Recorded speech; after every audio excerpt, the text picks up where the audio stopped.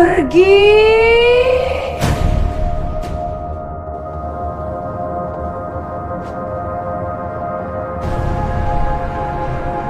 Nama saya Amanda, saya sipir baru di lapas ini.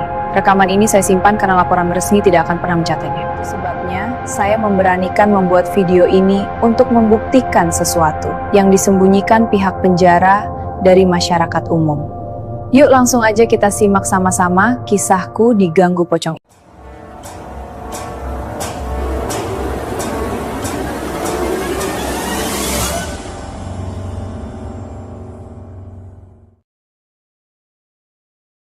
Amanda Manyopo, sipir baru.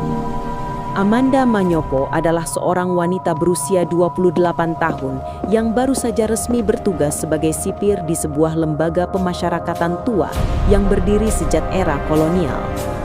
Bangunan penjara itu terletak jauh dari pusat kota, dikelilingi tembok tinggi yang telah menghitam oleh usia, jamur, dan hujan bertahun-tahun. Bagi Amanda, ini adalah penempatan pertama setelah lulus pelatihan.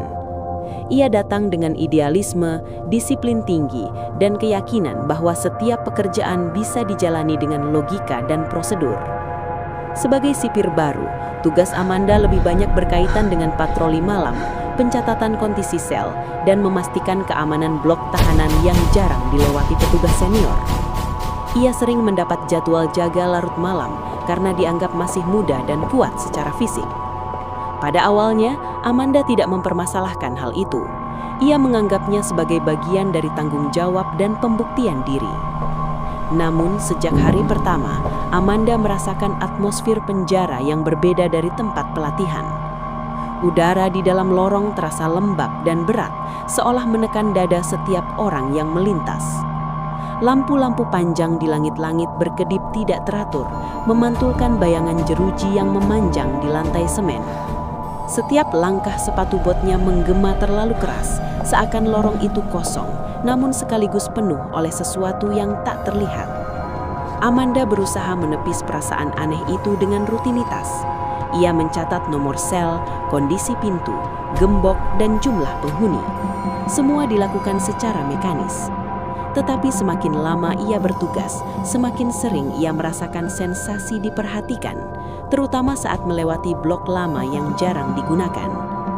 Ada bagian penjara yang terasa lebih dingin dari yang lain, meskipun ventilasi dan struktur bangunannya sama. Ia belum mengetahui bahwa penempatannya di blok tersebut bukan sekadar kebetulan.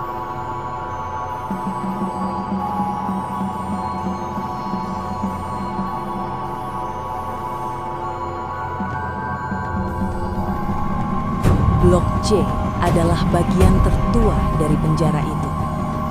Dindingnya lebih tebal, langit-langitnya lebih rendah, dan lorongnya lebih sempit dibandingkan blok lain. Cat dinding telah mengelupas, memperlihatkan lapisan semen kasar yang tampak lembab. Bau besi berkarat bercampur dengan aroma tanah basah yang tidak pernah benar-benar hilang.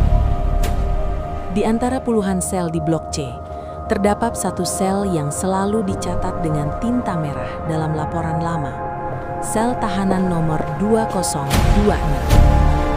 Sel itu sudah lama tidak ditempati oleh narapidana hidup. Secara administratif, sel tersebut tercatat kosong, tetapi tetap terkunci dan tidak pernah dialihfungsikan. Tidak ada perintah resmi untuk membukanya. Saat pertama kali Amanda melewati sel 2026, ia merasakan perubahan suhu yang drastis. Udara di sekitarnya terasa lebih dingin, menusuk kulit meskipun ia mengenakan seragam lengkap.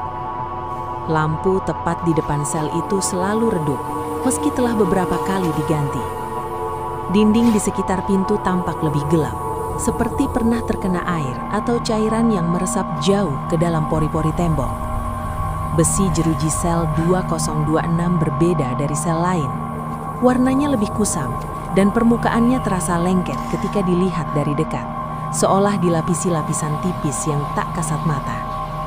Dari celah jeruji, bagian dalam sel tampak lebih gelap daripada sel kosong lainnya, seperti ruang yang menelan cahaya. Amanda mulai memperhatikan bahwa setiap kali ia mencatat kondisi sel 2026, tangannya terasa berat. Pulpen yang ia gunakan sering berhenti mengalir, tepat saat menulis angka tersebut. Dalam arsip lama yang sempat ia baca, sel itu pernah digunakan puluhan tahun lalu untuk menahan seorang tahanan yang meninggal secara tidak wajar. Namun laporan resmi tidak pernah menjelaskan secara rinci.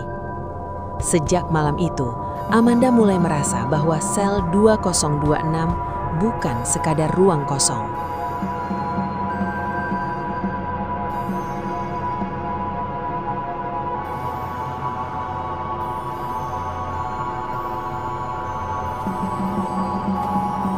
Sejak malam pertama Amanda Manyoko menyadari keberadaannya, sosok itu tidak pernah benar-benar pergi.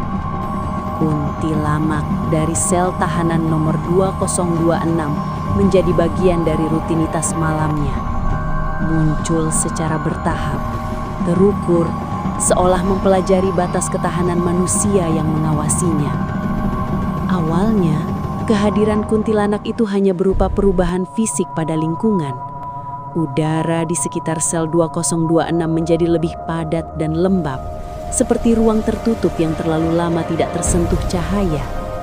Setiap kali Amanda mendekat, kulit lengannya terasa meremang tanpa sebab, seakan ada sesuatu yang berdiri terlalu dekat meski tidak terlihat. Bau tanah basah bercampur aroma rambut lembab dan kain tua selalu muncul lebih dulu, konsisten, seolah menjadi penanda yang tidak pernah salah. Perlahan, kuntilanak itu mulai memperlihatkan wujudnya. Bukan dengan kemunculan tiba-tiba, melainkan seakan terpisah perlahan dari bayangan di sudut sel. Rambutnya panjang, hitam, dan basah, menggantung menutupi sebagian besar wajahnya. Gaun putih kusam melekat pada tubuhnya. Serat kainnya tampak berat oleh kelembapan, menjuntai hingga menyentuh lantai sel. Tubuhnya tidak melangkah seperti manusia, melainkan bergeser perlahan, hampir tanpa suara, seperti bayangan yang bergerak tanpa sumber.